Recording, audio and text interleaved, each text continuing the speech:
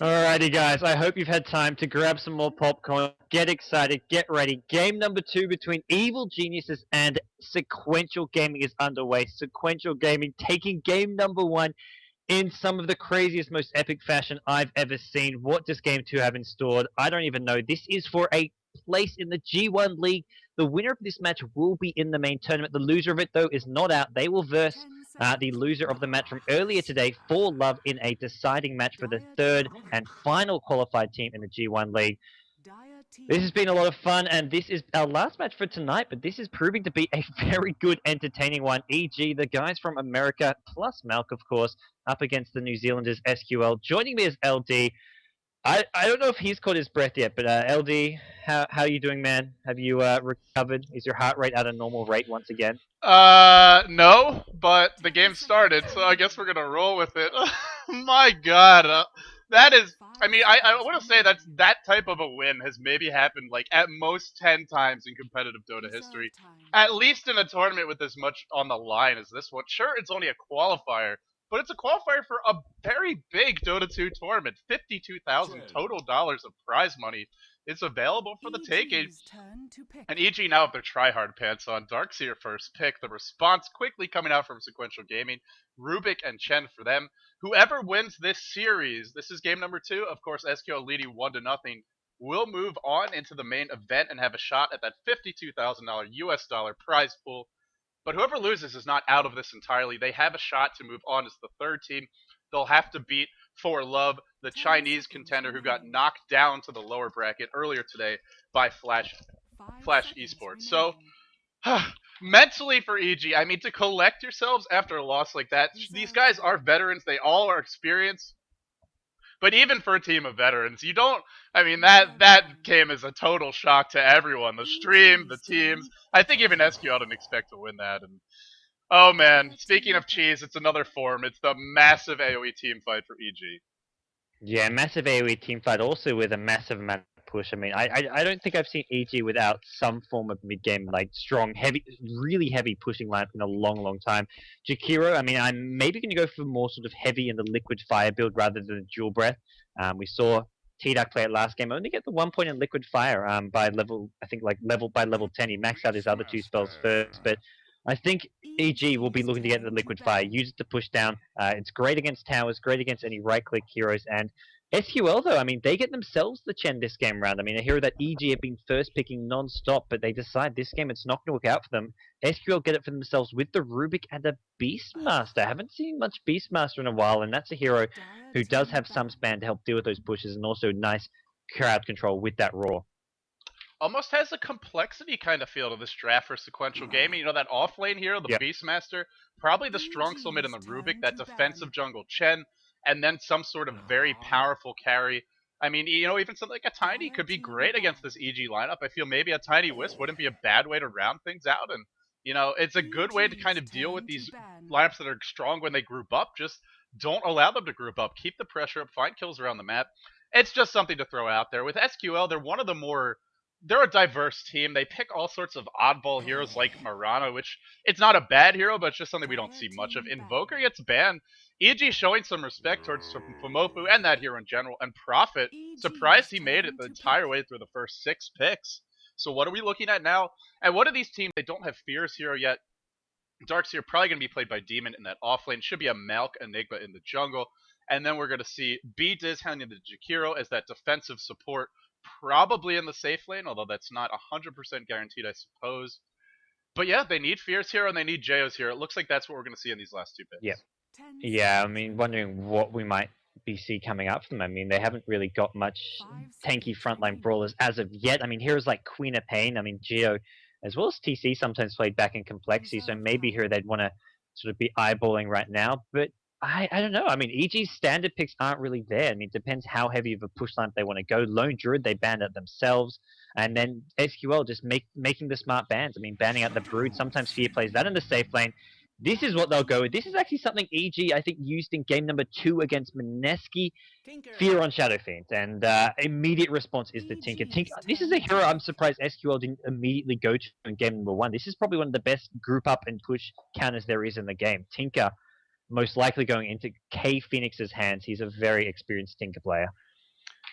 Yeah, and I mean, it looks like he'll be that safe lane farmer, Rubik mid, Beastmaster off lane, Chen defensive jungle. So all they really need is that final support. Not sure who's left, who they'd really want to go for. Lina, a great anti-push hero, decent against these sorts of combos. What do you think? Is there a support hero right now on the board that really would be heads and shoulders above the rest for SqL? Anything they should have their eyes on? Well, I'm not exactly. I mean, something to combo with the Jakira, I guess. Something with some pushing potential is for EG is where they want to go. I mean, they maybe want some long range initiator because against Tinker who's spamming you off, you need something to jump him with. I mean, Enigma isn't the best because you want to time that blink black hole for when there's a big team fight happening. But they need something that can just go charging in. Maybe some sort of a BKB hero to put with the Jakira. I mean, most of the common picks are banned out. The first ban CK, you've got the DK ban. Storm Spirit's going to be. There's a hero who can just jump on Tinker from out of nowhere. So this is going to be Geo playing the Storm Spirit. This is interesting. I like this from EG. This is a completely different style. Oh. SqL though, they've mastered the art of cheese, have picked up the anti-mage. And not only AM, of course, with the Taker, you could have this really nice split. Taker creating that space and also just preventing the towers from being pushed down with the March spam. Just stalling the game out while Famofu gets farmed on the AM. Storm Spirit is a ticking time bomb whenever he's playing against Anti-Mage, and if he gets off a nice Mono Void, there's quite a few heroes as well. It's not just the Storm. Jakiro, pretty decent int game, pretty high Mono Pool, and Enigma as well. Darkseer even. 4 of these heroes could be walking time bombs with a nice AM ult. I gotta say though, SqL not going for anything unconventional, a little bit disappointing, but you know, you really can't complain too much, and I'm looking forward to K Phoenix's Tinker. I've been impressed by his play so far in other heroes. The Lifestealer last game, he had 0 kills, but I thought it was one of the best 0 kill performances I've ever seen. And in fact, I thought he did a great job there in the late game, like you said, focusing on that bear twice. If Fear had his bear up when he was bottom lane, he was one of the few heroes alive for EG. He could have easily ended the game, or at least forced the entire enemy team back, during which time his team respawns and they don't get double racks. So, you know, it was one of those decisions that a carry player makes, which not going to necessarily rack up the kills with that, but can make a big difference. So, the Taker, to me, that's the one exciting hero we're going to see in this game from the SqL side. Yeah, for EG, they've got to. The Shadow Fiend as well as Storm Spirit. Maybe not so much Shadow Fiend. I mean, great hero to see played in competitive, but I mean, last time when Fear played against Mineski, it was a very farming Shadow Fiend. It didn't actually come into any of the fights. EG were winning most of the fights 4v5, so he kind of just sat back and farmed. Came in once he had his BKB Mantisal and just completely obliterated everyone, taking down Raptors. But it looks like he maybe... I'm wondering what SqL, how they want to lane this. It looks like there's a lot of heroes heading down towards this bottom lane. I mean, at least for the moment, roaming on out there. Vodka is going to be heading top with that Chen. I can only imagine Anti-Mage is heading top, but maybe they run with some kind of aggressive lane bottom with the Anti-Mage, because he's heading bottom with a poor man's shield, which is kind of what you need if you're going into that hard lane.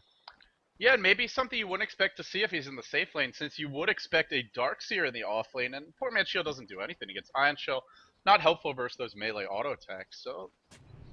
yeah, I feel like it's just him warding, but it wouldn't surprise me. I mean, you also know it's going to be Storm or Shadow Fiend in the safe lane. Neither is a particularly strong laning hero in the early stage of the game, but no, it looks like Famofu will be heading up top, or maybe towards mid, and I guess it'll be the Beastmaster in the off lane. Kux has already mowed down some trees. He left one up, just sort of there to, you know, and he's environmentally friendly to a point, I suppose. But it's going to have some decent vision. And a nice job warding off the camp. Both camps, in fact. Or actually, does this... I don't know. Does this one... does block it? Ultimate... The one near the big camp that can see the rune? I'm not sure about. Yeah, I'm not sure. And at least we'll spot the rotation around the jungle from the Enigma, though. That's for sure. Yeah. Yeah, if it blocks it, it's a really clever ward spot, because the Enigma's immediate thought is that little magic bush, the one more which blocks both pools, is going to be blocked. So maybe he puts a sentry there and it doesn't catch either observer ward. So we could see some early sentries being wasted, which I believe Jakiro had. Jakiro's going to block the Ancient stack here, so he's used one sentry there. Not sure where the other sentry ward is. No, it's been planted near mid lane, so some early sentry ward action happening near there. So no wards to deward the pool, so this pool not going to be open. Yeah, and I like the fact that the Ancients got warded off, because you know it's Beastmaster in the off lane. You know he's going to be stacking the Ancients if he's not able to get farm in the lane, and burst a double 600 range lane with the Jakiro and the Shadow Feed. It should be very easy to set up that harassment, limit his farm. Up top, it's AM versus Darkseer with Rubik in support. I don't think they can kill the Darkseer with just the two of them. At least not right now, but when Rubik gets some levels, especially when the AM levels up, with even a single point Monober, we actually saw earlier today that Anti-Mage can stand toe-to-toe with Darkseer. It's not a fun matchup for him. I'm sure he'd rather be laning against a Beastmaster or a Tidehunter or something like that. But it's a matchup he can deal with, and with some sort of support from the Rubik, maybe from the Chen, they could look to set up some kills, and it looks like EG wants a remake, having some paint issues. And it looks like Famofu does not want to remake, so we'll see what the admin decides, what the teams decide. But we have a bit of a pause. For anyone just tuning in, just want to give you guys... oh, man. Temper's flaring a bit here. Frustrating game 1, I guess, for EG. But for anyone who's just tuning in, this is game 2 of EG versus SqL. Whoever wins this series moves on to the main event for the G1 League. SqL took game 1 in rather shocking fashion without spoiling it too much. But EG's on the ropes, and I don't think they expected to be on the ropes the way that game was going. So if they lose this, they still have a shot, but they get knocked down. They will have to face off against 4Love. Whereas if SqL lose this one, then we go to a game 3. Yeah, if we go to a game 3, I mean, we're going to be both these teams are going to be up late. Well, SqL up late. EG have been playing nice and early in the morning. And this is a true slugfest between these two teams. I mean, game 1 went the distance. Game 2, I mean, based on these picks, I mean, EG have a lot of late game. They don't really have the ability to just steamroll through SqL, especially with the Tinker giving them a lot of turtling potential. I mean, Tinker Anti-Mage, I mean, if you need a hero to buy Anti-Mage time to get to late game, he's your perfect hero. They can, I mean, and not to mention, to get Anti-Mage out of control, they can push down a lot of towers using Chen, the Beastmaster Aura, and well as AoE can clear out creep waves. EG, this is a one. Basically, I think once they saw the Tinker, they decided, okay, we've got to play this a bit more standard, get some carries, get some strong pick-off heroes like this Storm Spirit. It's going to come down to how well Storm Spirit can control this game, I feel. Yeah, I mean, I love the way that Tinker and AM sort of set each other up. I feel like they're such a powerful combo. You know, one other thing I want to talk about is that Beastmaster can be really fun to play with this Tinker. You can TP on to the Hawk, to the Bird, and you know it just gives you more avenues for the boots of travel to just move around the map, be active, and Chen as well. So, you know, Tinker synergized well with those two heroes, sort of those the 3 and 4 position heroes for this team, and GoDz writing a bit of an essay. Yeah. I was just suggesting sometimes even within the same servers, you can Right. remake on the same server and it has lower pings.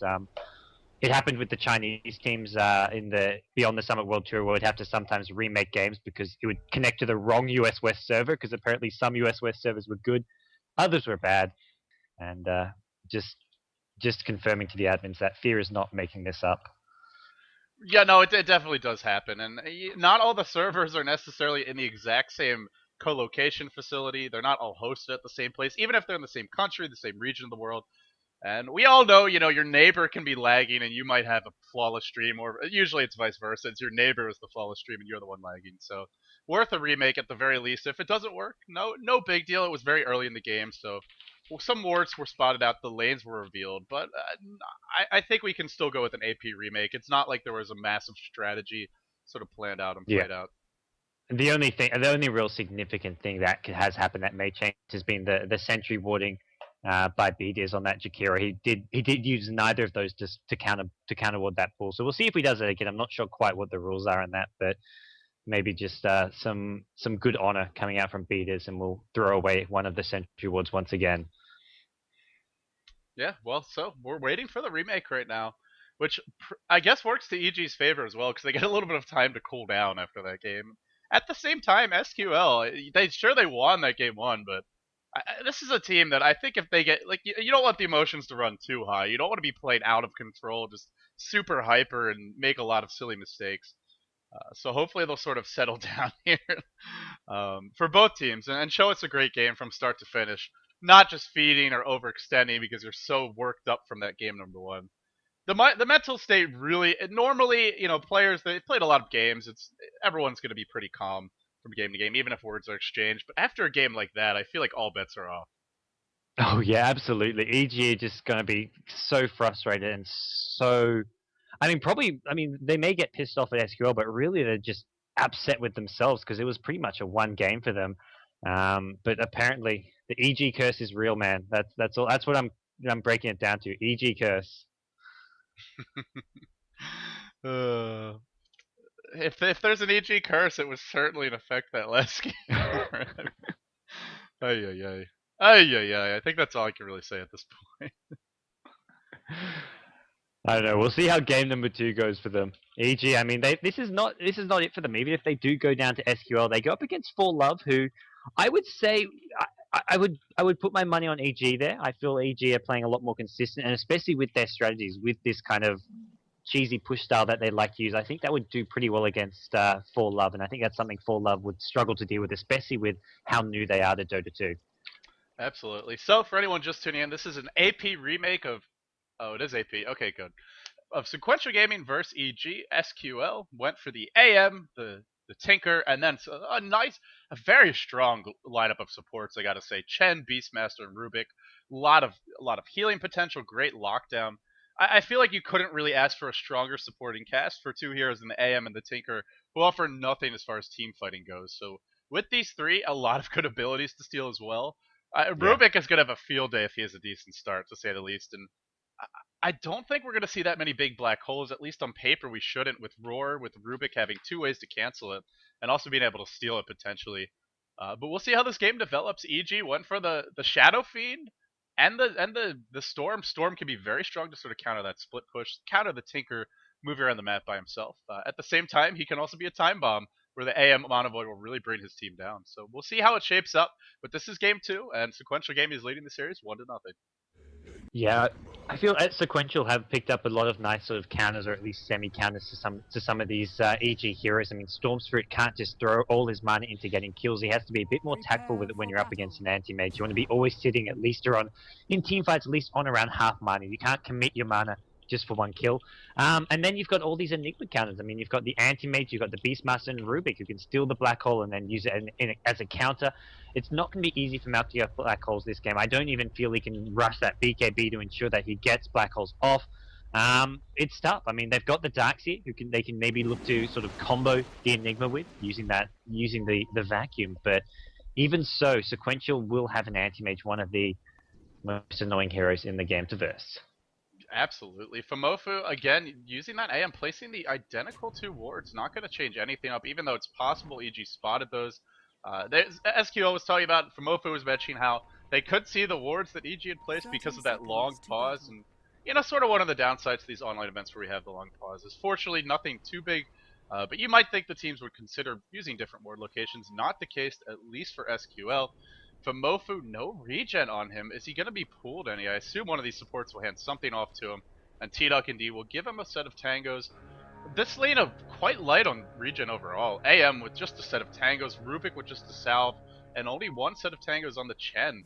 This could be trouble versus the Darkseer. You're not going to die, but you may just sort of get zoned out of the lane, tanking that Ion Shell. I thought they had more regen last time.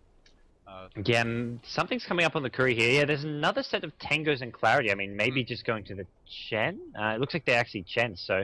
I mean, Anti-Mage can, of course, take those. Actually, they're heading top, so it looks like either Anti-Mage or Rubik will be taking over from those. So, I mean, Anti-Mage will be okay. He'll look to rush that Ring of Health. The other way to verse the Darkseer, of course, get the Tranquil Boots, but going for the Poor Man's Shield, not the Ring of Protection, so we won't see a Tranquil Boots on AM. And they just want to pressure this Darkseer as much as possible early on. Demon doing the smart thing, getting lots of Tangos and the Salve as well. Yeah, plenty of regen for him. Now, Telekinesis, pretty strong way to deal with Surge. And AM's Mana Burn as well is going to limit Demon's effectiveness. T-Duck wasting no time in going to work on Demon, but Demon is happy to burn him down with the Ion Shell, bring him down almost to half health, at least 2/3, just from a couple of auto attacks and Ion Shell burn damage.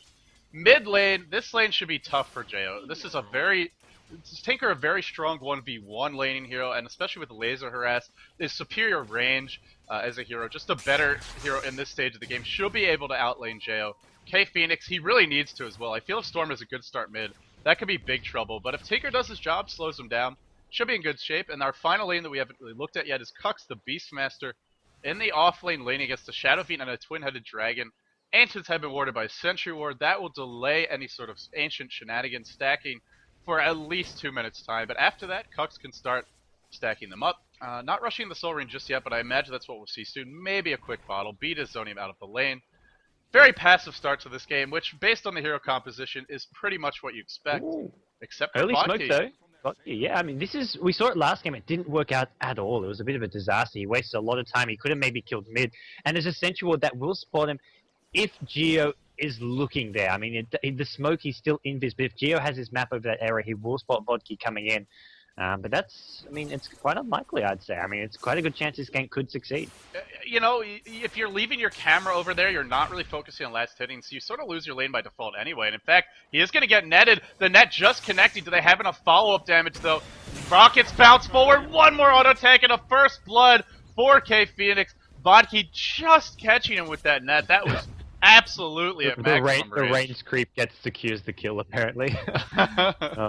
I think the last right click wasn't actually going to... I don't know if the last right click was actually going to come and kill him. I think that range creep may have ensured it. I'm not 100% sure on that.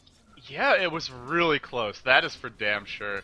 They do some pulling up top, and double ion shells for Demon actually might be benefiting more from this pull than T-Duck. It is kind of hard to pull against a hero like Darkseer, unless you have the magic immune golems up, is Ion Shell just does so much to bring them down quickly. Bottom lane, they're kind of pushing the lane in, which means Kux gets some free experience. I feel the creep equilibrium could have just kept the lane pulled back, but it's difficult when you can't do pulling to control where that goes. Top lane, Demon is just standing here and does not care at all about these auto attacks.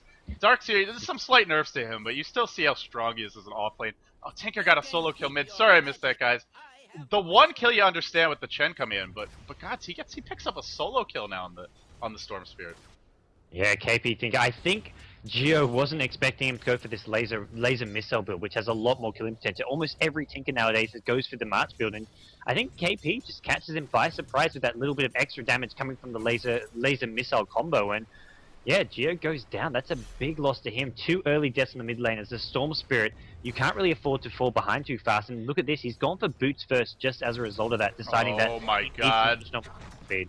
Oh, Demon trying to get in the heads of SqL. Here picks up a kill by himself, the double Ion Shell, and now he's level 5.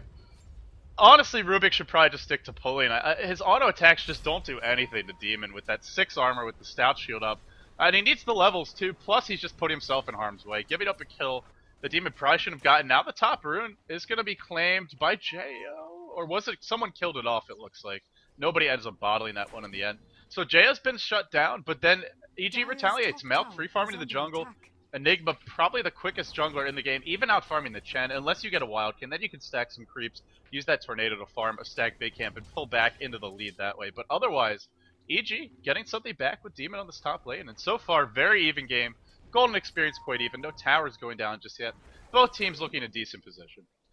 Yeah, and we'll have to see what Malk wants to do with this smoke here. He has been spotted out doing some de-warding now at this bottom lane, so they know he's coming into the bottom lane, but the problem is, Beastmaster's like, okay, they're coming, but they're coming to push.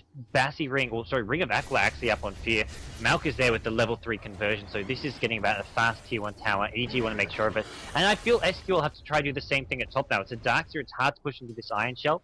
Chen is, though, getting close to that level 5. He'll have 2 creep soon. Maybe he goes for another smoke gank, tries to catch Demon from behind.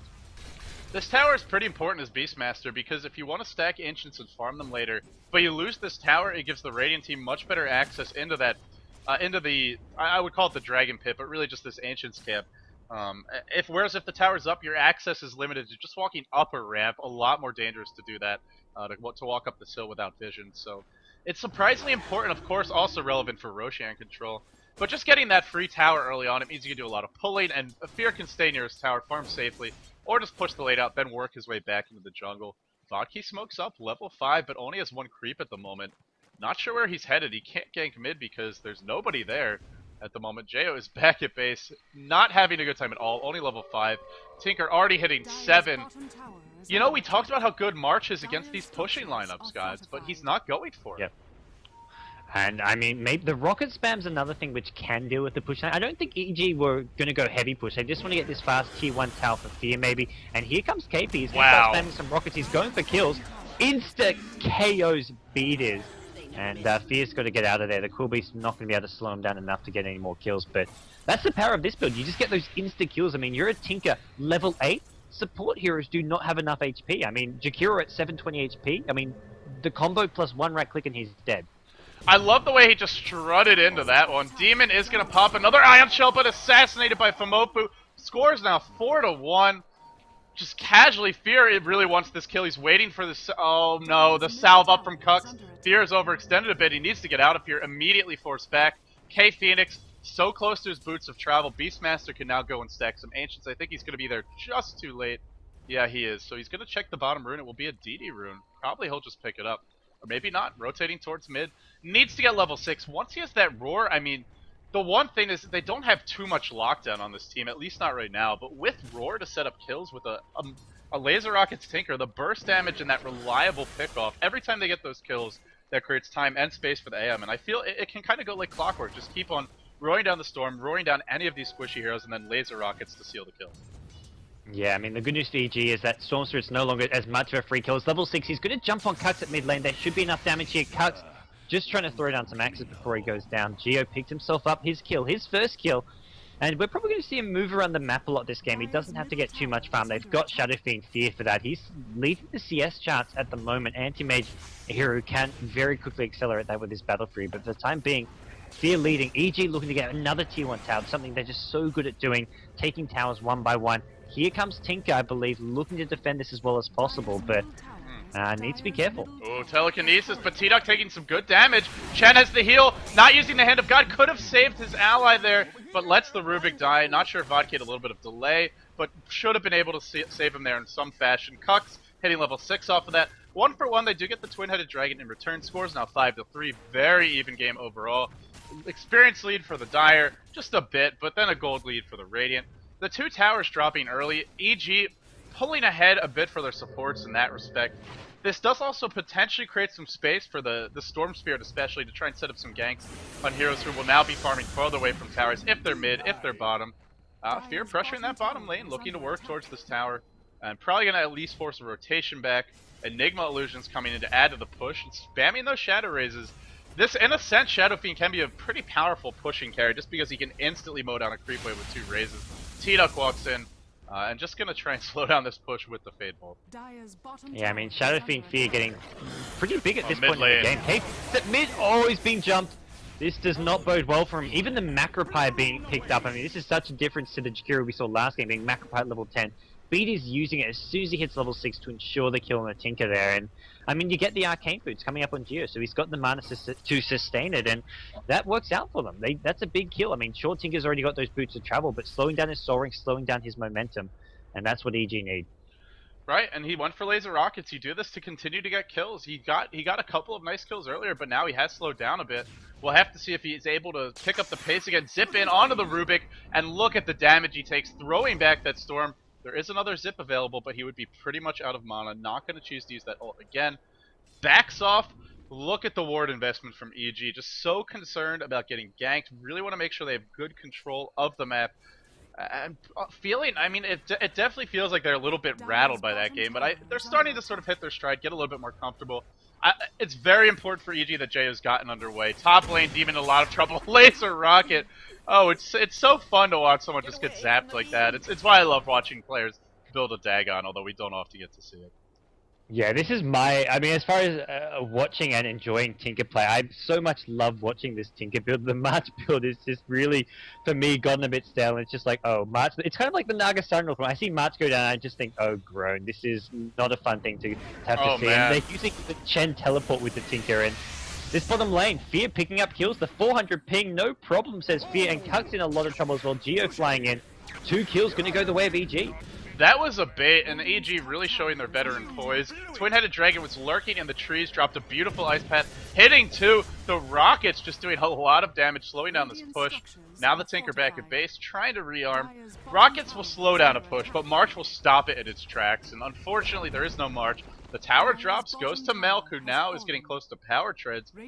Or sorry, he already has the power treads. Now could probably work back towards his mechanism, has that headdress picked up. GoDz can at least get his boots. He's been playing well this game, but not getting a whole lot of farm. Famofu, Battle Fury coming soon. It's pretty fast. I mean, looking like a 12-minute Battle Fury, in spite of just constant double Ion Shell harass from Demon, is managing to last it quite well. Only a few creeps behind Fear. Yeah, Demon's with a lot of CS in that offlane though. I mean, Beastmaster, sitting on 20 creeps to Demon's 40. plus, and that's something which is going to sort of hurt SqL going into those mid-game team fights. Demon's going to maybe have up, well, it looks like he's building a Vanguard or a Pipe for his team. The mech going to be coming elsewhere probably for that team. Actually, yeah, mech coming up on Malk very fast, and this is going to be a strong mid-game team fight coming out of EG. Even though they haven't gone all in push, they just want to maybe focus more on team fighting. Another assassination. Demon gets picked off, and this is that combo we talked about. Some nice things you can do as far as team synergy goes. Just TP on to those Chen creeps and instantly arrive anywhere where those creeps are. Don't have to be limited by the movement of your team's creep waves. Picking up another kill on Demon, who continues. He did a great job of finding a solo kill on the Rubik, but since then, just getting picked off a couple times now. Nice thing is Darkseer is it's okay to die a few times. You don't have to have a perfect game. Geo taking so much damage from the rockets. Fear dropping pretty low as well. Look at that spam. Actually doing a great job. They really need the mech to slow down this harassment. And Fear trying to, oh, he's just trying to snipe the tower. One more auto attack or a laser would do it. Roar and the laser. Geo gets the tower, pays with his life. Fear TP's out in the tree line, barely escaping. Now GoDz too. Everybody except for that poor Storm is gonna escape. But he got the tower. Totally worth it. Ugh. Well, I mean, that went pretty well for EG. The problem is Anti-Mage is, well, he's on his farm train. He's got his Battle Fury at 12 minutes. As soon as he picked up his Battle Fury, he got the Tier 1 tower, which bought him his boots. Now he bought up a Quelling Blade. For those of you just tuning in, you buy the Quelling Blade after the Battle Fury generally, because you can flash farm neutrals so fast, and that's really where you want to be using it. Early game, you just want the Stout Shield, and then get the Battle Fury up as fast as possible. So Fumofu now, with this, going to be looking to farm up. And Malk, what a black hole at mid. SqL, they're going to lose 3 here, I want to say. T-Duck going to follow it up. Wow. EG, I mean, that was some initiation. Malk's Enigma, you know, sometimes he airballs them, and then sometimes you catch 3, you give your carry, that's hey, semi-carry. This is Malk, not PGG. I've seen, we've all missed a few black holes in our days, even a player of Malk's caliber, but what a time to hit a big black hole. Now they can go right into Roshan. Shadow Fiend with that level 4, actually doesn't have a point present with the Dark Lord yet. That would definitely help them get this Roshan, but even in spite of that, it should go down, and giving this to Jail will be huge. Had a really bad start, but now 7-3, and he's got a Bloodstone almost. In fact, he's only going to be like 500 gold away or so, about 800 off of that now. Zipping up to the high ground, thinking about Beastmaster, but not going to choose to go in the end. Big fight, because now EG with this Aegis can just be so much more aggressive than they otherwise would be able to.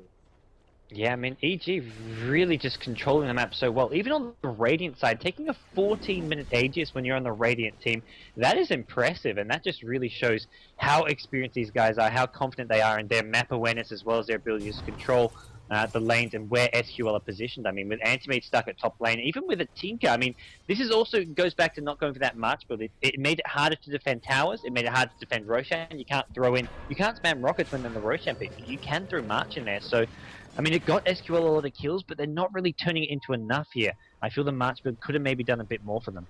It just has, it's also when you have an AM rushing a Battle Fury, it just stalls the game so much better than the Laser Rockets build. And that's what you need with AM with Battle Fury. You just have to stall the game until he gets big enough to carry by himself and just instantly knock down, pick off all these heroes. EG is relatively squishy. I mean, not hugely so, but they have some heroes that could be easy kills with, you know, the March to soften them up and then AM to clean up, but not really seeing it right now. Finally, a single point March, and it is a spell that's pretty effective with only a few levels. Fumofu could think about GoDz, but now the TP is starting to come back both ways. EG is going to get a tier 2 top in exchange for tier 1 mid. Fumofu blinks in onto GoDz, but not going to engage. And I don't really think SqL is getting good trades. They're giving up tier 2s for tier 1s. They're giving up kills and then dropping a Roshan. Tinker's died a few times. It really feels like all their momentum has been stunted, and all of a sudden it seems like it's all up to AM. I don't know how much this Tinker can really do. I mean, get a Force Staff, that will help them, but it's not like we're going to see a really fast Eul Scepter, Force Staff, anything like that. It will be a bit delayed, and that means he's not going to have the impact that we thought he might when this game started.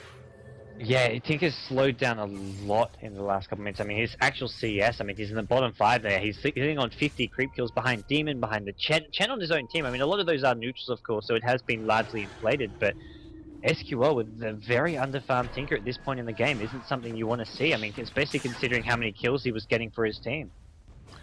What do you... Fioroni is a BKB, wow. EG is getting fight now items. I mean, the Bloodstone on Storm Spear, getting it this early, so great, because if you start getting kills, then they're just going to add up. The earlier you get that bloodstone, the sooner you can start accumulating charges.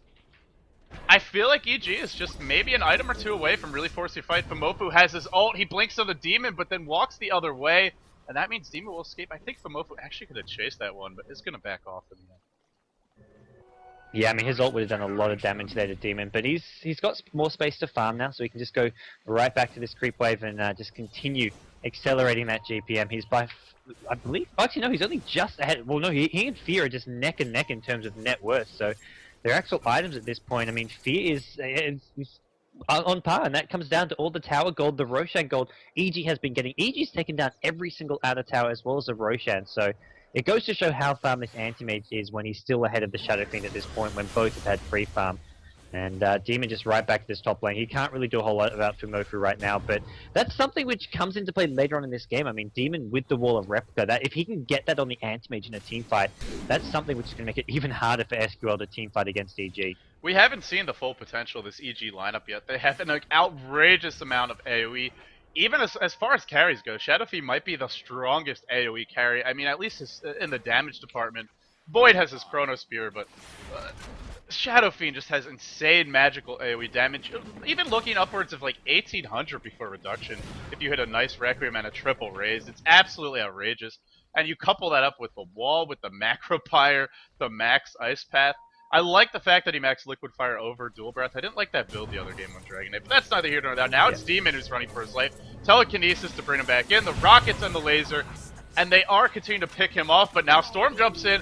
No mana for the pull. He does have the Arcane Boots pulling down. Now Famofu could turn around and blow this Aegis, blink into the ult. Not choosing to do so yet. Pop that ult or you're gonna die, I believe, but the Ice Pad is gonna connect. Famofu, no idea why he didn't use the Mana Void there.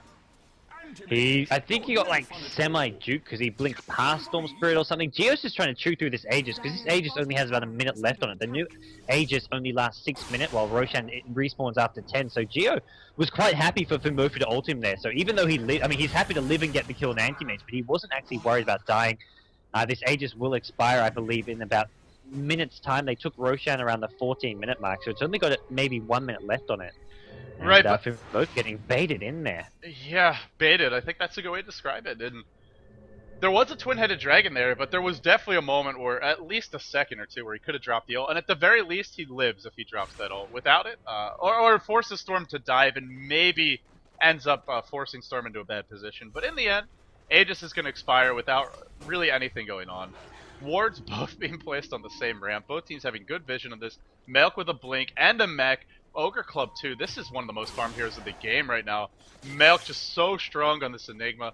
One of his best heroes. I feel even better than his Chen. And, well, now Vodki getting caught out of position, getting picked off, but popping the mech. No Hand of God. Rockets to fly, doing some good damage, and they're going to get one kill. Now Fear with the BKB. Beastmaster dropping as well. And Tinker really can't do anything. Throws out a pair of rockets, blinks back towards the base. Anti-Mage frantically trying to get the creep momentum going in favor of SqL.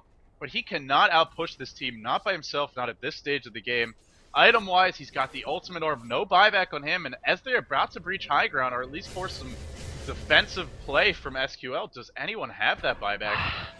No one. I mean, no one on SqL. They're still pushing into a Tinker though. I mean, he's got level 3 March now. He's going to be spamming Rocket March on top. I don't think Antimage has to worry about coming back yet. Maybe Antimage isn't going to push tier 3s. Maybe he gets to tier 2 though, and I just don't feel EG can push. I mean, they got the Chen and the Beastmaster down. I mean, they respawn pretty quickly, but even during that time, it's hard to push just because of Tinker. And Antimage, well, he's getting very close to his Manta style, I want to say. I mean, he's got enough for his ultimate orb. He's now starting to build up the Yasha, and in a couple minutes' time, we're going to be seeing Battle Fury as well as the Manta.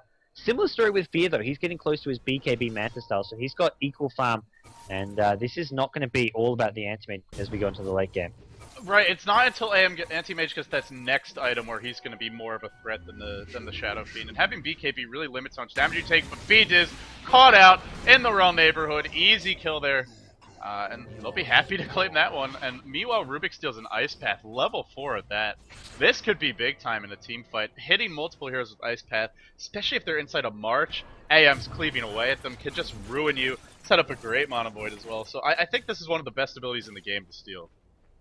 Yeah, it's pretty damn useful for them, and we'll see I mean, just the range of it, the mana cost is so low, it's so spammable.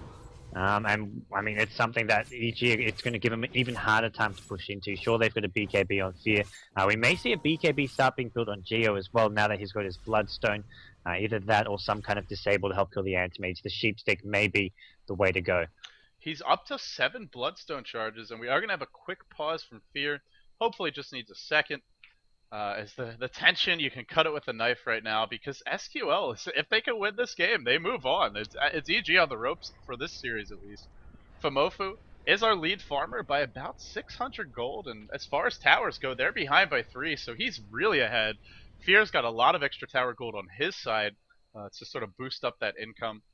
Beastmaster going for Aghanims. I love this choice, although do they really need any other more utility-based items? They have the mech on the Chen. A pipe would be really useful. I love Aghanims with Beastmaster because it gives you this outrageous ability to just get pickoffs from, I mean, a screen away, basically. The range upgrade is so powerful.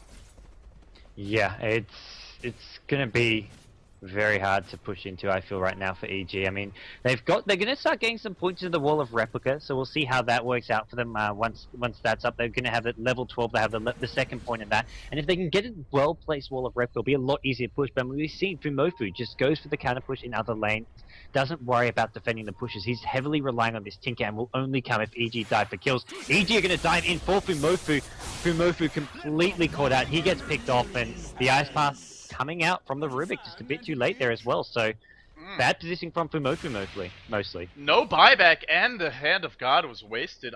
It's probably still not enough with the March Machines to push all the way in. There's no pipe just yet. Darkseid's getting pretty close to that, but maybe they'll try. They are going to breach the high ground. Watch for Jo to zip in again and go for a big engagement. Tinker dropping the marks, then blinking backwards, just trying to sort of outmaneuver EG and delay them, but without the pipe, it's so hard to breach this. They do a little bit of chip damage to the tower. Nothing big to worry about. And Anti-Mage is getting so close to that Manta Style. They just really need to hold down right now. Life will get easier for SqL. They won't be out of the woods, but it will definitely get easier. Perfect support item for this kind of pushing is going to be that urn that GoDz has picked up, and another wave of March, just trying to slow this one down. Fear taking some decent damage. They're going to tank this, though, and League Qualifier, great ability for pushing as well. Ice Path catches, too, doing tons of damage inside of the March. That's the combo we were talking about. And with that Ice Path, they will be forced back. Yeah, they'll be forced back. EG maybe going to try to get Roshan, which will be coming back up in about a minute's time, and SqL have to make sure they try to prevent that. They've got most of their core items up with the mech up on Chen. GoDz is actually building an Aghanim Scepter. I feel this is a really nice pickup this game. Great against the Enigma Black Hole to make sure you can cast it as soon as possible. Useful against the Storm Spirit as well, and even the Shadow Fiend. All these heroes with these, well, two of those heroes with channeling spells that you want to be able to disable from far away, maybe even initiate on from far away before they start casting them. And Storm Spirit, of course, much easier to pick off with the Ag Scepter. I feel this is actually a smart build for GoDz.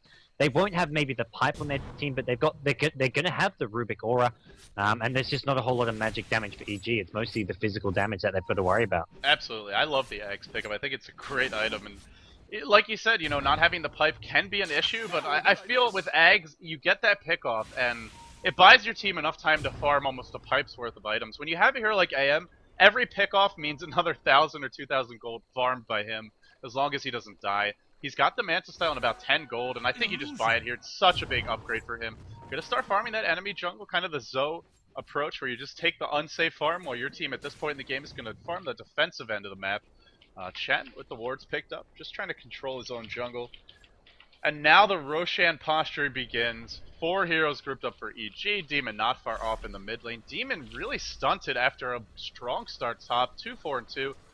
Not really close to the pipe. Yeah, he's still got a bit of way to go. I mean, it does get slowed down because of that Vanguard pickup, but I think he thought even with the Vanguard he'd get it up relatively quickly, but they've really focused on getting a couple kills on him. I mean, it's slowed down his leveling. It's been free gold for the Anti-Mage, getting Anti-Mage pretty ridiculously farmed. He's now hit 200 creeps at 25 minutes. Unfortunately, those 2 pickoffs slowed him down quite badly. I mean, otherwise he'd be approaching his next big item already, sitting on around 2k gold, but EG, I mean, they've still got to worry about this Anti-Mage, and they've got the Shadow Fiend with the Sanj and Yasha, not the Manta Style. I mean, it's unconventional, but we'll see how it pans out for him as EG. I mean, they're quite content to sit back and farm for the time being. Yeah, how do you feel about that Sanj and Yasha? It's not a very cost-effective item. Mostly it's purchased for the build-up, but as far as what it gives you Yeah. for the cost, Manta Style gives you a lot more overall. So, you know, what do you think the thought process is? Heaven's Halberd could be decent this game, I guess, if he wants to split it up later, but it's kind of an oddball choice. Yeah, I mean, Heaven's Help, I mean, it can be decent, but I mean, he needs the big carry items, and Sanjin Yasha isn't one of those items either. I mean, it's the jack of all trades. You get a bit of attack speed, a bit of damage, a bit of armor, a bit of HP, strength. You get the maim effect, but none of that is really all that instrumental. And EG going for a big smoke wraparound. I think SqL think they're Roshan. They're going to scout it out with the Hawk. And EG, maybe they will go into this Roshan pit with this smoke. Hawk is going to spot them out. Oh! I don't know if the Hawk actually spotted them out. The Hawk flew past. No, they're pinging it now. I think they just spotted them at the last second with that Hawk, but it may be too late.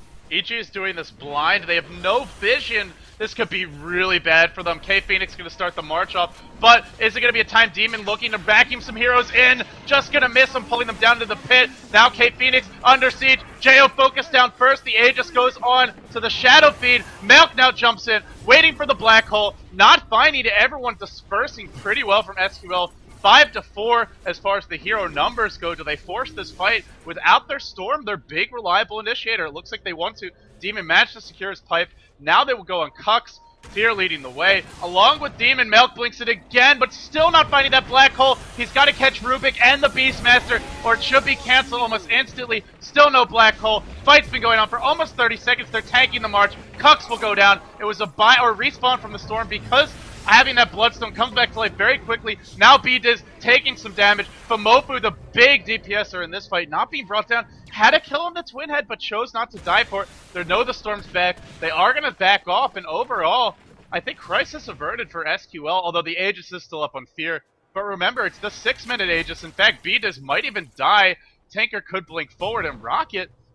How is he still alive? Why are they not killing him?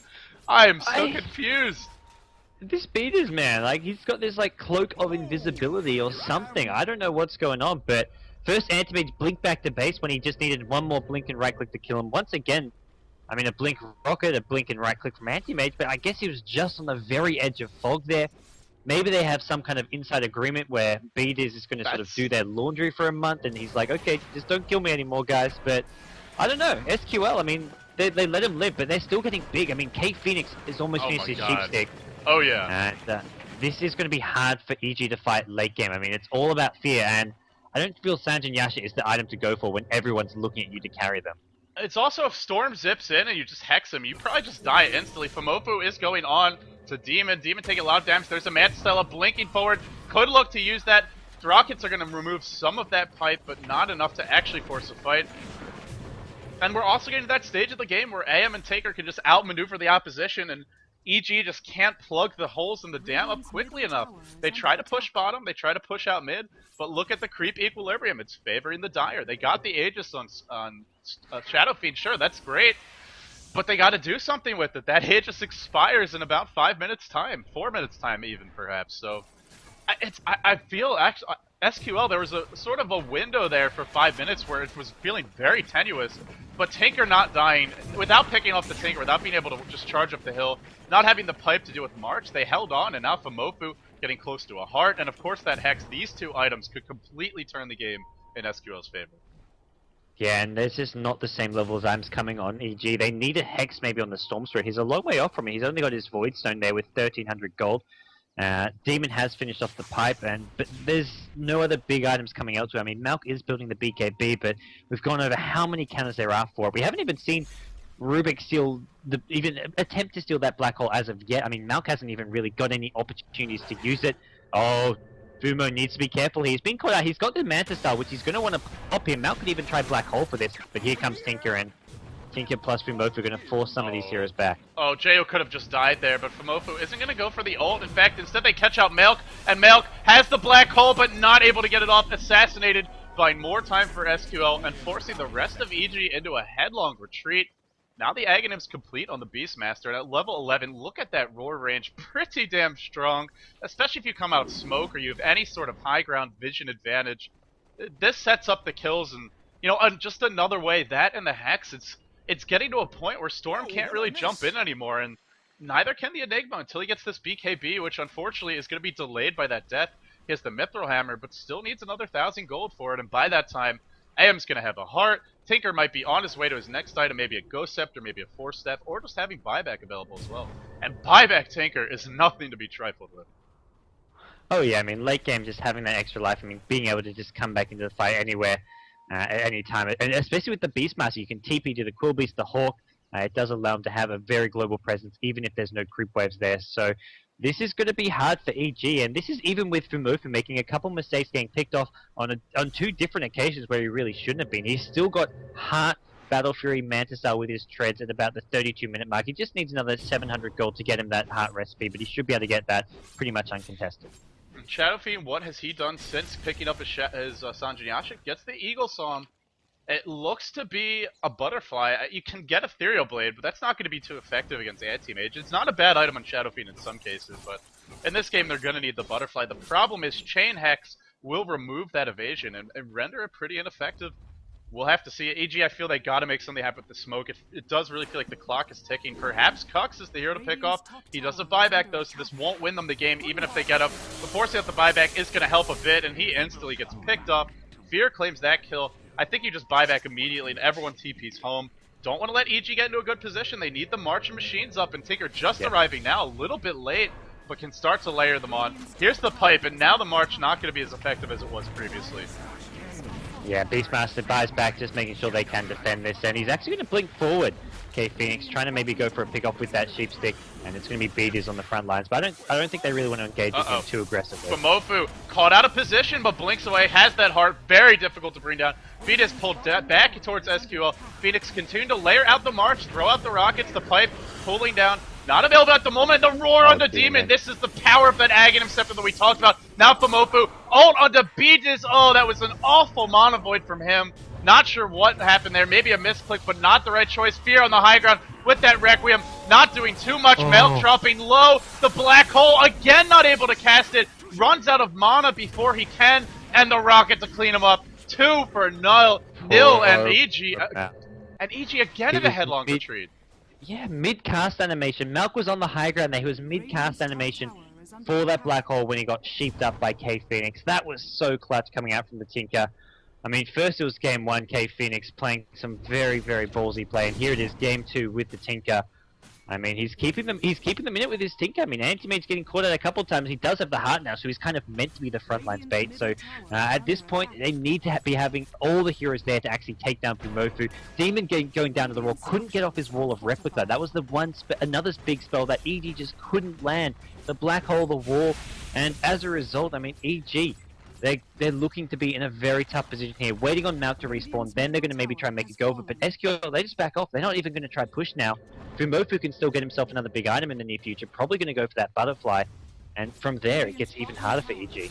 Right, and EG, they're not picking up Scythe of Vice on anybody. They don't have a lot of BKBs. You know, the Enigma's still working on his, still having that delayed, and even if he gets it, Black Hole can be stolen and used against him. Roar comes out from long range, you can completely shut him down. They have the answers for this Enigma, and whenever we see EG, they pick these kinds of lineups. It feels like when they win, it's because Melk hits a big Black Hole at a crucial moment. We saw that happen in quite a few matches in the International too, at the main event, and we're not seeing it here. And it just seems like without those Black Holes, it's hard for them to win in these games, especially because of the clutch play of the Tinker and the Beastmaster really winning fights by getting those pickoffs.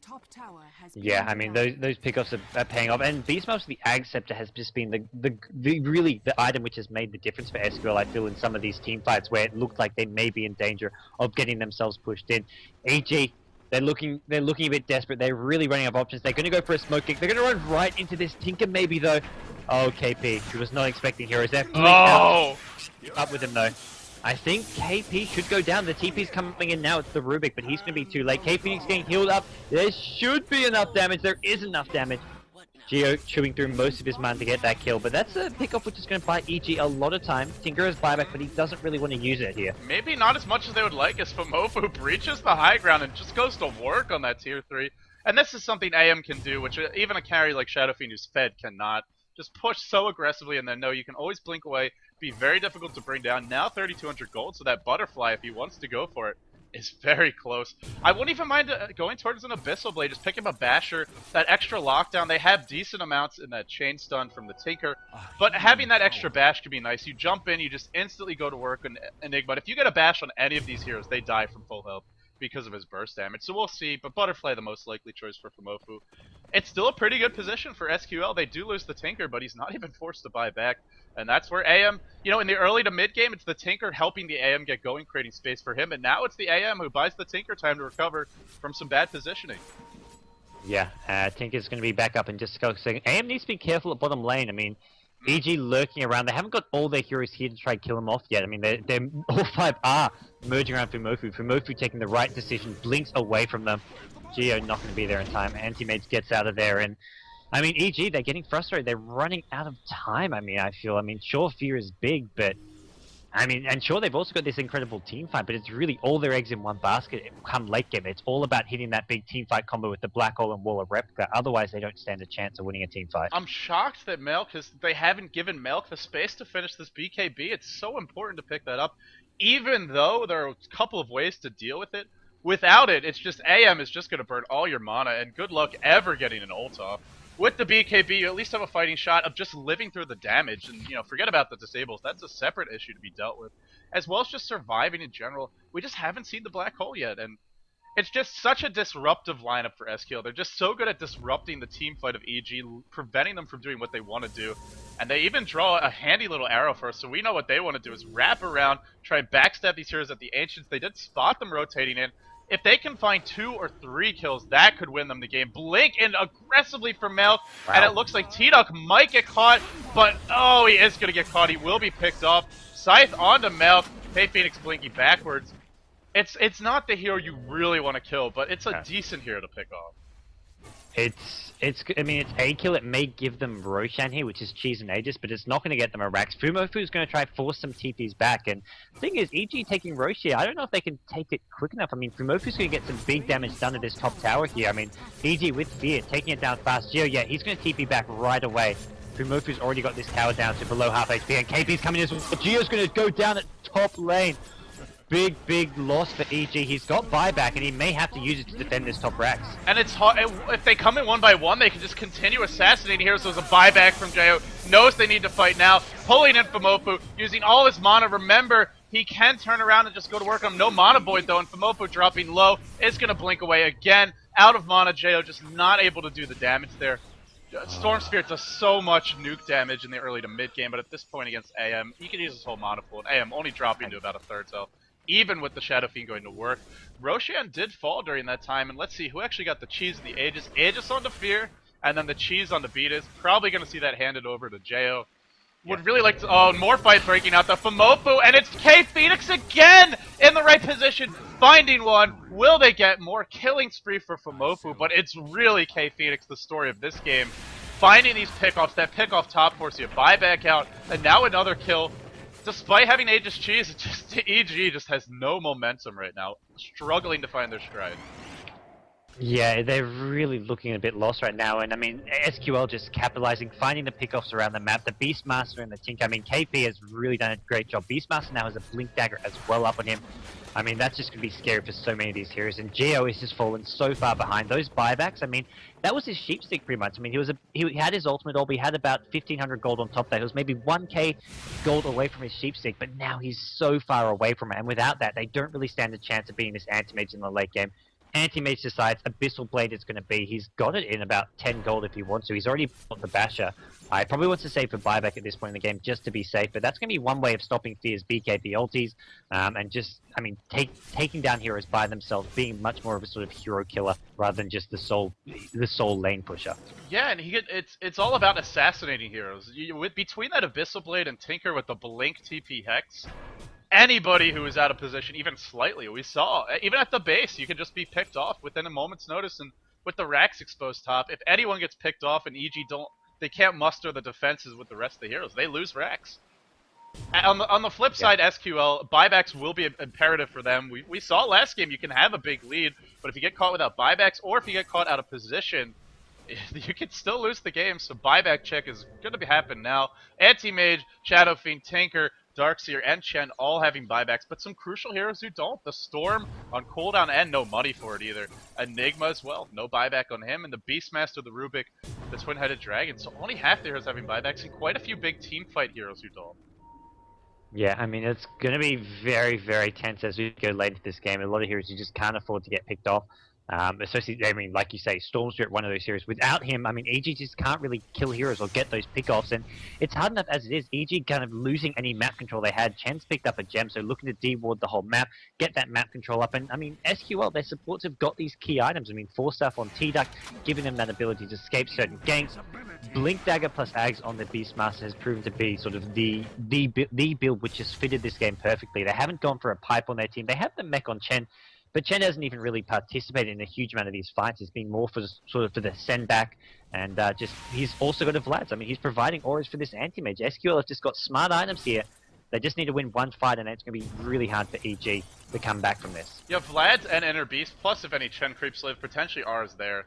That really makes the AM push a lot harder. He has more than enough for the Abyssal Blade, and maybe even some evasion, but Fomofo just saving for buyback. I think he has just enough if he buys the Relic now. The buyback 1600, although he doesn't have much reliable gold, so that's why we see him holding on to this. Just really wants to make sure if he dies, he can buy back. That is the one way that SqL could just lose in an instant, is if this AM is dead, gets caught without buyback, and EG have enough heroes to get into the base. Yeah, I mean, I think that's something which they just won't allow to happen. They'll make sure Fomofo always has buyback.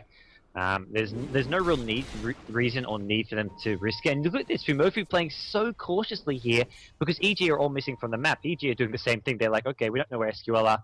We're going to sit 5-man by our tier 3 tower. Now they're going to sort of 4-man neutral here.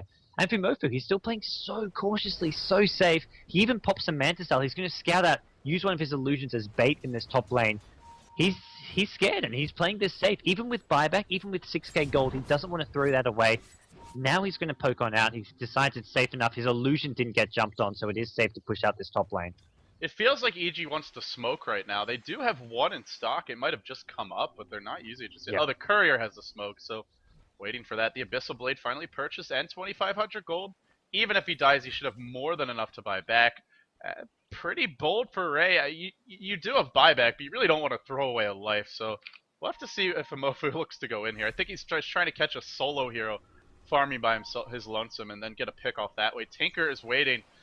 This could go really badly for SqL if they think this is just one hero, but in fact there's more than one. The Courier actually spotted AM, and Fomofo is going to back off. It was kind of an opportunity for EG, but the Courier there is going to scare Fomofo away.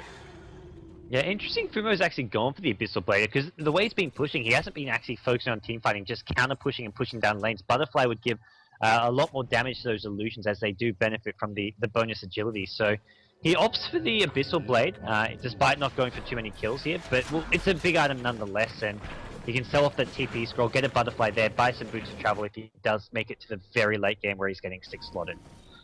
6 slotted. It's 44 minutes in. We're getting to that point where he's getting close to being maxed out. It's just the one more item. Yeah. You know, then Fear maybe is there almost. Fear's got Daedalus. Fear is absolutely huge at this point. He is 6 slotted in some senses. I mean, he needs one TP scroll there still with his treads, but Fear is huge, and AM has 5k more net worth than him. yeah.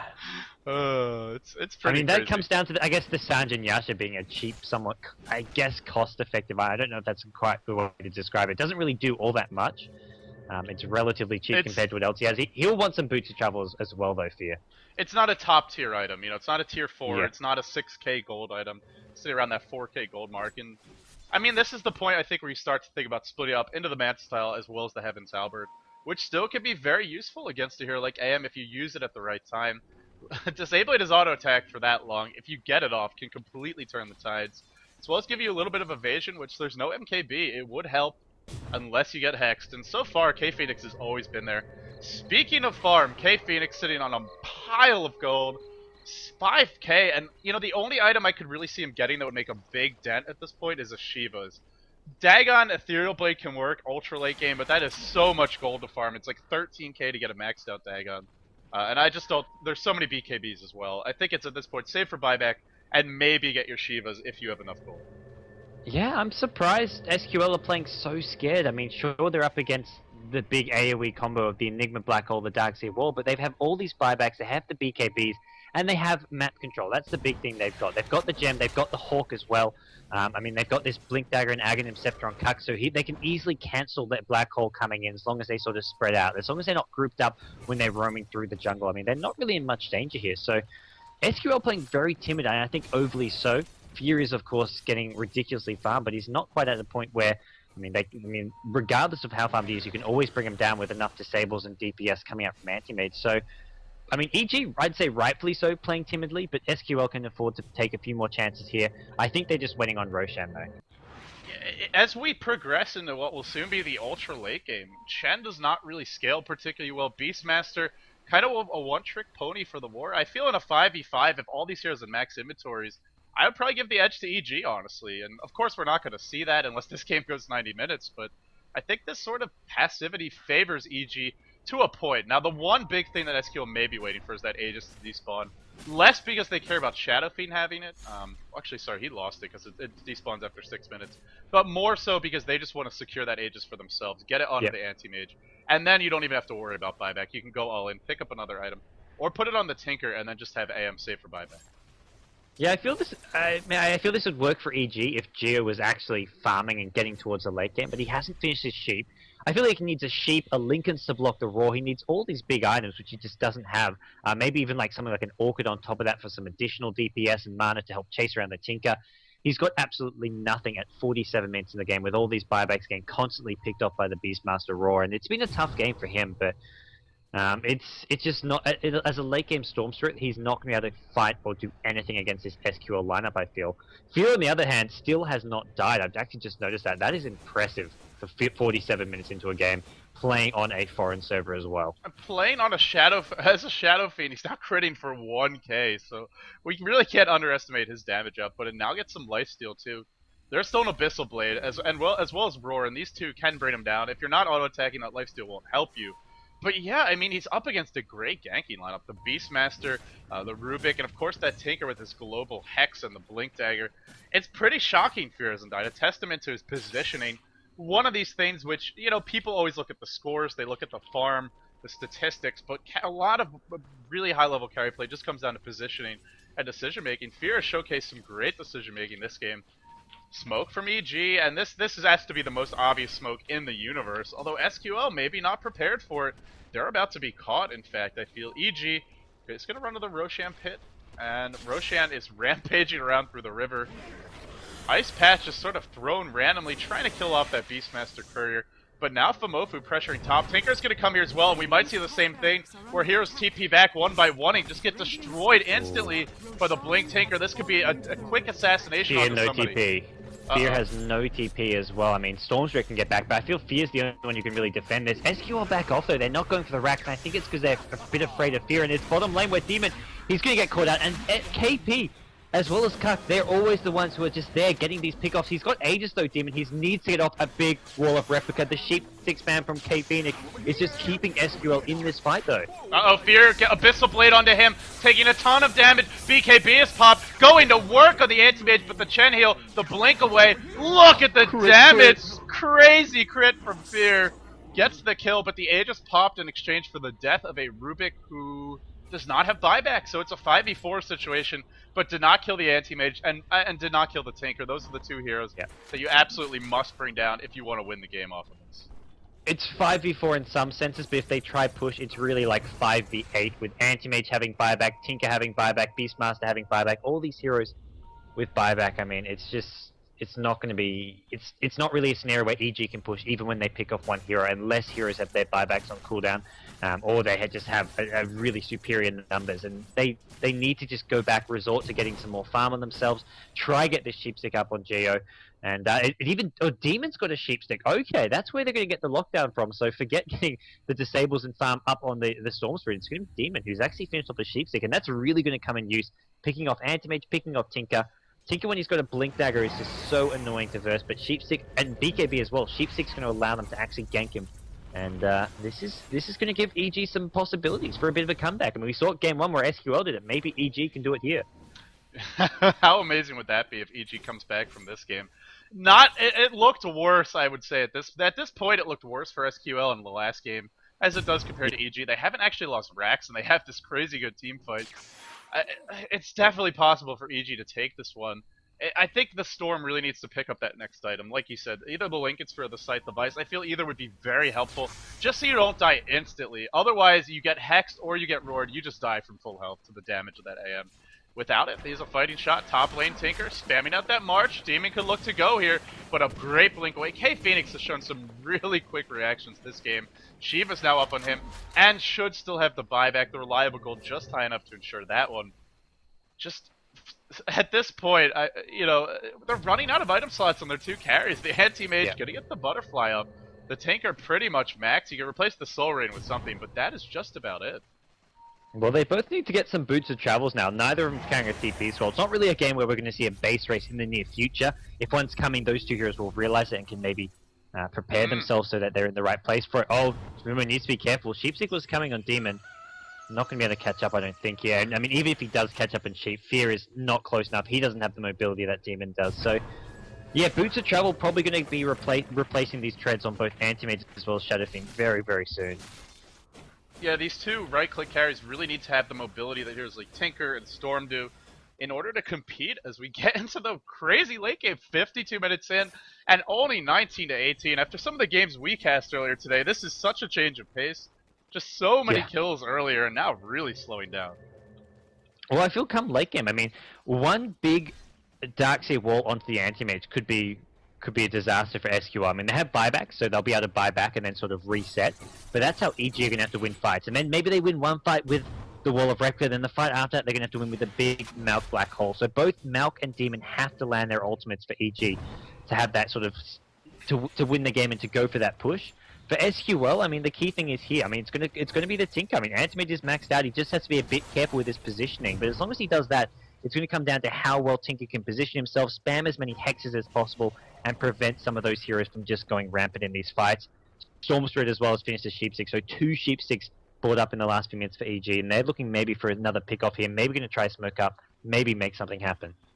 They want Fumofu. How many times have we seen him farming where the tier 2 used to be for the Radiant, but now he's over mid, so bit of a wasted trip. You're right, it comes down to one team fight, and EG, the savvy veterans, they know this, and they're just hoping and sort of trying to position themselves at the best possible shot at finding that opening. He's got money for boots of travel and buyback, I believe, at this point. Maybe just a little bit short, but very close, so might want to look into buying that soon. And maybe, because you actually haven't lost any racks, maybe even consider replacing the Battle Fury eventually. Something like an MKB, maybe even a Hex. I mean, a late game Hex on Anti-Mage could be very potent. It gives him that lockdown. Between that and Abyssal Blade, he can lock down 2 heroes and just pick them off very quickly. Yeah, no, I definitely agree. I mean, he's got the initiation with the Blink, so having the Hex to follow it up. The other option would be the MKB to help deal with the Butterfly that's on Fear, but he's not really ever fighting Fear in a right-click war. I mean, there's no I don't feel he needs to get it just for Fear. If he wants damage, he's better off going for the Daedalus. And, I mean, Fear isn't really... Yeah, I mean, they're never really engaging in these 1v1 battles. The only time Fear will ever try focus down Fumofu is if he's sheeped up. And in that case, I mean, the evasion from Butterfly isn't even going to help him anyways. SqL hoping that EG is going to make a big mistake, but EG not making that big mistake, just sitting inside their base. As far as standoffs go, I mean, this one really takes the cake. I mean, it was about 10 minutes ago where both teams were literally just standing by their tier 3 mid tower, thinking the other team was smoked up. They're like, okay, let's sit by our tier 3 mid tower because we can't see the other team. And then EG's doing the same thing as SqL, like, no, we can't see them, let's sit by our tier 3 mid tower. And this is a huge standoff. I mean, Roshan is going to be respawning in 5 minutes. That's probably where we see the next action. The 2 teams will want to contest that. Cheese is still up on Geo, and that's something which you don't lose when Roshan respawns. In theory, EG could look to accumulate a couple of cheeses and have a bit of an edge in the late game. Fumofu, this might be it, the mistake. Hex onto him, pulled out of position. Geo then pulls him back. Tinker's joining this fight. I think Tinker just has to abandon Fumofu, and he will probably do so. Manta not able to escape, a huge pickoff, and Tinker barely gonna live after that. What a quick blink away. Meanwhile, the pressure bottom, but they force out the buyback, which now means for the next 5 minutes, Fumofu cannot die, or I dare I say it, SqL loses game 2. Well, I mean, I think he's just going to be farming ultra safe. He's only going to come to a fight if EG push, and the question is, do EG push in this 5 minutes? I mean, I just don't feel they can. Yeah. I mean... They gotta find another. Fear may be more or less maxed out, but like they just can't. This is all EG can do for the next 10-15 minutes is look for pickoffs until they get enough pickoffs that they can push. Storm's gonna go flying in. Who finds Fumofu? Is there any the backup's too far away though? I don't know about that. The chain no. hacked. Demon gets another sheep. The ice path. Is Fumofu gonna die? You said it could happen. It's gonna happen. Oh, the cocky captain of SqL dead for a minute and a half. We saw him really letting loose on the stream chat and in-game chat as well, and he's just died twice in a period of less than a minute. And this might be it, even with March at this point. Fear can just charge up this ramp, I think, or maybe not. Look at the damage he took before that pipe was popped, even maxed out, but auto-attacking will bring it back. Chen creep, stunning, desperately trying to sustain this. And it's going to be so hard to win a fight now, except look at the damage from Tinker. A late game Tinker, just so powerful, but Hey Phoenix has the BKB, is not using it yet. Surprisingly, there's your roar, going out onto Jo, just locking him in place, pulled back in, and instantly disintegrated is the Rubik. Now Vodkey next in line, everything falling apart, SqL collapsing like a house of cards, and EG looking to claim mid-racks, just outlasting SqL, and just the one mistake getting caught top. That's one thing, but then getting caught out a second time, it looks like Fumofu may have just cost his team the game. I mean, he's the player who's been picked off a few times. I mean, it was the key. It was our pre-game notes, not getting too cocky, and that's exactly what's happened with Fumofu. I mean, we saw him talking himself up after game 1 a bit, and here he is in game number 2, making some game-losing mistakes. Not to mention earlier on getting picked off a few times unnecessarily, and cockiness has got the best of SqL. Still another 10 seconds before Anti-Mage is even back. They're going to be down 4 Raxes. I mean, they're still in this game. Late game being down 4 Raxes with an Anti-Mage, the Tinker as well. I mean, they can easily push out lanes. They can easily look to still take this game. I mean, Roshan's respawning. Maybe SqL can try and make it go on this, but EG need to be careful. They haven't won this game, even with this double set of Raxes. Oh, is it going to go back the other way? Fumofu does have the Abyssal Blade, as well as the Manta, but he's waiting for that Ice Vault, and now he jumps in. Should be able to bring down Fear. Look at the bashes. Too much. Fear explodes. Really just pops him like a pinata, and now chasing forward on the Demon. Meanwhile, that's Winhead trapped up on the cliff. I think they all have buyback at this point, but forcing a triple buyback, not too bad if they can at least do that. But down 4 Rex, so far so good, I think, for EG. Let's actually check those buybacks while we have the second. Shadow Fiend has one, Darkseer has one, and the Twin-Headed Dragon does. But at least SqL can look to force those buybacks. The thing is, if they buy back, Storm can just start the fight, and then Enigma follow up, and by the time those two are done using their stuns, the other 3 may arrive, so Fumofu really has to be careful. We might even see a Storm zip in now. No, EG's going to slow roll this. They're going to play it safe. What a turn of events. In the blink of an eye, the game... Buyback. And that's the power of getting that one big fight, that one getting Anti-Mage without buyback. They get the Raxes, and sure, they lose the fight after it, but they've all got buybacks here. They can take this fight. They've got Black Hole. They've got the Wall of Repta back up, and it's all up to Fumofu to make things happen. They pick off Geo.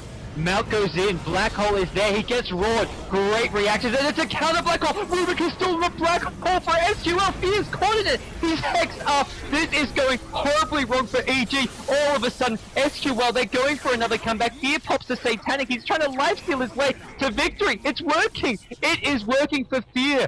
Oh, Fear has just kept his team in the game. The Satanic being popped. Milk wants K Phoenix, so... Oh my goodness. You know, if he had the MKB there, if Fear was Hex, that's an easy kill because you don't have the evasion. But the evasion plus the Satanic keeping him alive. It looked like SqL had almost managed to pull a fight out of the hat. Remember, there was a triple buyback there. If they got 1 or 2 more heroes, they might have just been able to throw an EG. But it goes the other way, and it's focused. Yeah, they needed to focus Fear in that Black Hole, and I think they win the game. But they killed the other heroes first. Like, they killed off Demon. They killed off, I think, the Jakiro in there as well. They needed to get Fear, because Fear lived on about 300 HP, popped Satanic, and then just healed himself up and just killed... I think he killed 2 heroes and then almost killed a third if Fumofu kept fighting him. Yeah, his build is just... Oh, he's got a Divine Rapier now. Oh my goodness, Fear. This is... Did he have it in that fight? I don't even know if I caught it there. He may have. I think he must have had it. That's how he survived. Yeah. Oh, well, I'm just going to say a crazy game, but cannot believe we missed that one. Either way, Aegis is going to go into Fear now. Oh, if he drops this, can you imagine?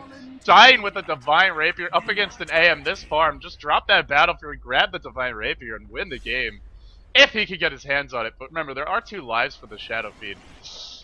No boots. I don't know if this is even worth it. I feel like your DPS might be higher just having the boots so you can at least move around. He's like a siege tank right now, just so slow and immobile, but critting for 1900. Is he just gonna walk down mid and just start wailing away on the Rex? This is so funny to watch. Clunk, clunk, and now is gonna start wailing away, but the immediate Hex Milk, no black hole in him, and what a beautiful ice path by GoDz, catching out too. Now the roar, going on to jail, vacuum back in, try to do what he can. Famofu dropping low, still alive, but not enough. He dies again. Does he have buyback? Yes, he does. Rejoining the fight. Fear just strutting or ambling his way back into this fight. Everyone driven out to the base.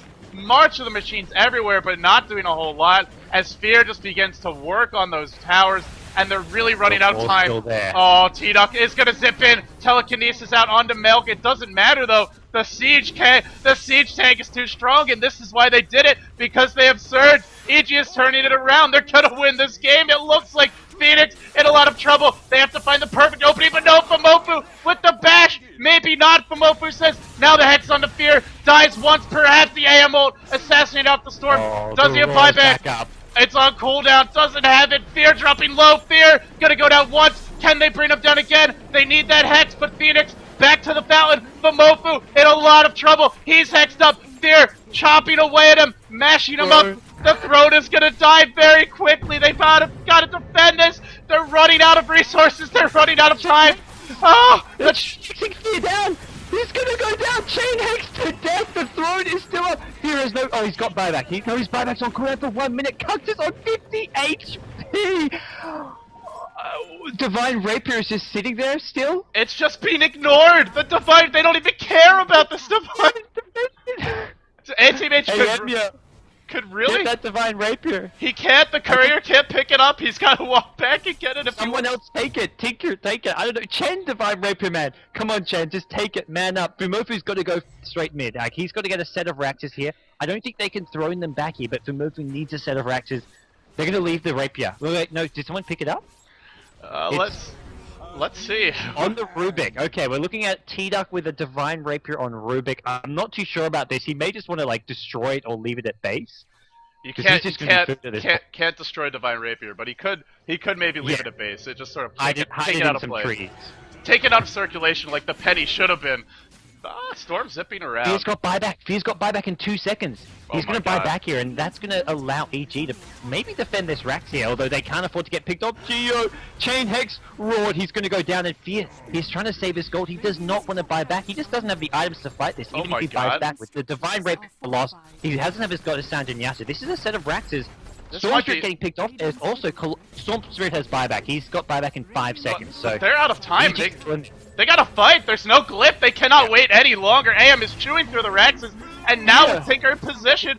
Buyback from Storm, trying to do what he can. Buyback. Milk. He's not buying back. Milk is the black hole. Are we gonna see it? Vacuum in. Black hole catching almost everyone, but not Cape Phoenix. Cape Phoenix doing what he can, which is to say a lot. 3 heroes dead. The Rapier on the floor. Who actually picked it up? Oh, can't even tell. Vodki gonna go down. It's a team wipe going the other way from EG. They baited the trap. They set it. They are gonna wipe out. And who got the Rapier? It's the Jakiro with the Rapier now. Hot potato. Oh my goodness. Watch out for these support heroes. When the carries fill up their item slots, you give it to those. You give it to those supports. Although Fear far from full item slots here.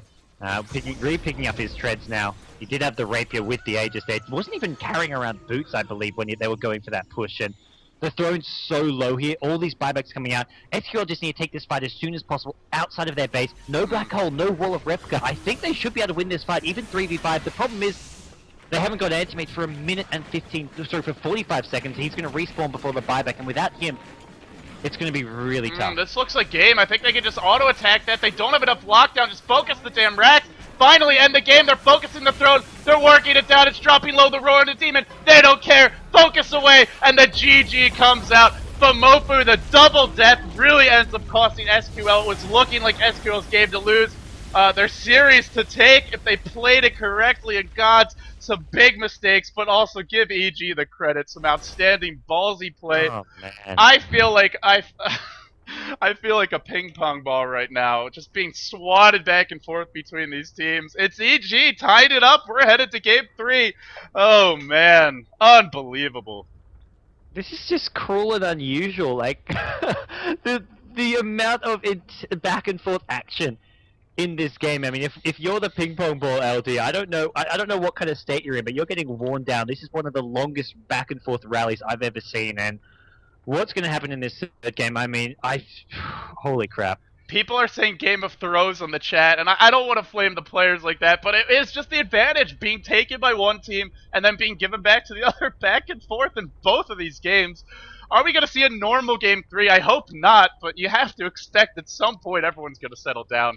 If it's possible, unbelievable. Guys, you're watching the G1, I can't even pull it together. You're watching the G1 League Qualifiers. Whoever wins this Game 3 advances into the main event. Whoever loses faces off against 4Love, the team who lost earlier today to Flash Esports, who've already advanced in the first team from this qualifier to make it to the main event, having a shot at that $52,000 prize pool.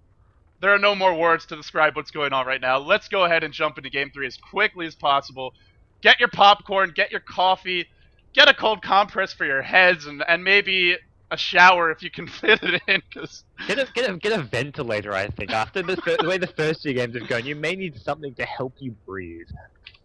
You said it perfectly, man. This is outrageous. These players have probably killed someone. Honestly, I'm a little concerned that someone may have had a heart attack from watching this series. Oh man. I'm surprised Fumofu's team haven't actually killed him in between games. I believe Vodki and Kux are at the same LAN cafe as him, so I'm surprised Fumofu's still chatting. What if AM took the rapier there? It's something which is occurring to me now. I mean, it was on the ground, but doesn't he just get racks? Or at least EG have to buy back sooner. Maybe they don't have quite the right positioning. Oh, instead it's a Rubik with a rapier. I hardly can point to something that late in the game as a defining moment, but just one of those things. It's like, how can you not take the rapier as the AM with max inventory? Oh, and 1 item slot. Unbelievable. Oh no, absolutely. I mean, some exciting stuff. We'll see what Game 3 brings our way. I mean, Beat Kid, the Chinese commentator, in chat's just like, man, we got a Game 3. Like, what is this? I think he wants to go to bed. You're probably starting to wake up. I guess it's afternoon time there. It's almost. We started casting at 2 a.m. and it's now just about 12 p.m. here. So just casually warming up for the day. Oh boy, but it's we did our pregame preparation, put together some slides, some information on how these teams draft, and we expected some good games today. I thought this might be the best series of the day just because of how strong Flash looked yesterday. It felt like they were definitely going to take that series, whoever they played against. This one, I didn't think SqL would necessarily take it, certainly not in the fashion it did, but it felt like they could at least take a game off EG. Just nobody in their right mind ever expects a series like this. Oh man. Yeah, no. I mean, to have a best of 3. I mean, best of 3s that go 3 games. I mean, sure, it happens all the time. I mean, we're going to a 3rd game, and we've had 2 of the craziest games. Like, if you get 1 of those in the best of 3, I mean, you're happy. But you've had 2 so far. I'd be surprised if we had something as crazy again for Game 3. But hey, it can easily happen. And these 2 teams, at least today, seem very, very even. If you keep on saying it, we're going to have a game as crazy as that. All right, I got to grab some water real quickly, make sure my voice doesn't die on me in this Game 3. But guys, stay tuned. We'll be coming back soon. Deciding Game 3. Whoever wins this qualifies for the main event. So we'll see you in, probably only a couple of minutes. It looks like Famofa wants to have some cigarettes. He may be returning just in a moment's time or so. And now Milk wants a break too. Everybody needed to sort of cool off and collect themselves a little bit. Important business, probably meaning he has to go to the bathroom. I don't blame him. I mean, I'd say after 2-hour-long games, having a 5-10 minute break is somewhat reasonable. But I mean, of course, schedules do have to be withheld. B-Kid does not want this break. He really wants to go. It's midnight in China, but hey, man, little does he know, he needs to ask himself, what time is it where GoDz is casting? What time is it where LD is casting? What time is it where these players are playing? SqL, it's currently 5 a.m. in New Zealand, and 3 a.m. in Australia. E.g., it's like 8. I think it's like 9 a.m. on the. It's 9 a.m. on the West Coast. So these guys have been playing since about like 6 a.m. till 9 a.m. And yeah, I mean, I think Beat Kid has it easy. Yeah, B Kid, quit your bitching, man. Just kidding. I love the guy, but I love the little comments in all chat. All like as the game gets ridiculous, you just see a line of dots, and you can only imagine what B Kid is thinking. He's like, really? Are you kidding me? Is this really happening right now? I cannot understand my world anymore. All right, let me get that water. I'll be back in a minute or two. Jesus, unbelievable. Apparently, chat are reporting that they reported AM for intentional feeding. Oh, the cruelty. Everyone find Fumofu on Dota 2 and report him for feeding is apparently the go. It looks like Fumofu is ready to get things underway. EG, unfortunately, do need a pause, do need a bit of a break. Malk has disappeared, but they may need to wait for him to do the draft. Fee's in the drafting seat, but they probably want Malk around and back for that. Anyways, guys, I'm gonna quickly get a drink myself, get myself some water and whatnot, and I'll be right back soon, guys.